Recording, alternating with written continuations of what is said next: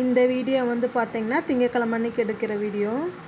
தங்கச்சிக்கு மேரேஜ் ஆகி 3 months வந்து கம்ப்ளீட் ஆயிடுச்சு. இன்றைக்கி தாலி பிரித்து கோத்தரலாம் அப்படின்னு சொல்லிட்டு தாலி கயிறு தான் வந்து இன்றைக்கி மாற்றிட்டுருக்குறோம்.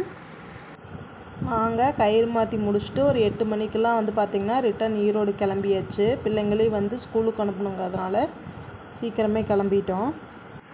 செவ்வாய் புதன் வந்து பார்த்திங்கன்னா குலதெய்வ கோயிலில் வந்து சாமி கும்பிட்ற ஃபங்க்ஷன் இருக்குது. நம்ம 2 நாள் வந்து கோயிலே ஸ்டே பண்ணுற மாதிரி தான் இருக்கும். அடுத்த நாள் வியாழக்கிழமை வந்து பார்த்திங்கன்னா சுபிக்ஷாலுக்கு பர்த்டே.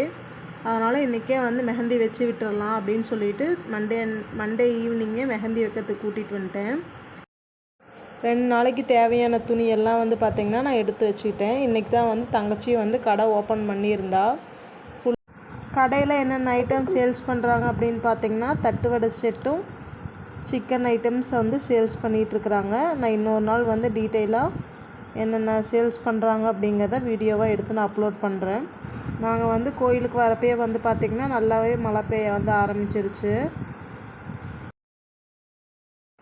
கோயிலுக்கு வந்துட்டு நைட் டிஃபன் சாப்பிட்டு கோயிலில் வந்து டெக்கரேஷன் பண்ணுறதுக்கோசரம் வேப்பந்தலை மாந்தலை எல்லாம் வந்து கட்டி வச்சிட்ருந்தோம்.